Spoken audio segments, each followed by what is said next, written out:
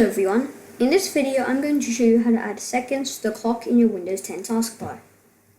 By default it only shows hours and minutes. Unfortunately there is no official option to add seconds to the clock.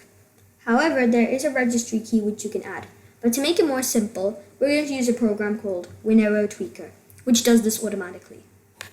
The first thing you need to do is to open Winaero Tweaker if you have it already. If you don't have it, then I will leave a link to download it in the description. You will see some system information here, but you need to go into this search box and type clock. You'll see desktop and taskbar show seconds on taskbar clock. Just double click on that and check the box that says make taskbar clock show seconds. Then you will need to restart the file explorer, which is basically restarting the Windows shell. And then click restart explorer just here in this box. And then you will see seconds appear in your clock here in your taskbar. Thank you for watching this video. I hope you found it helpful.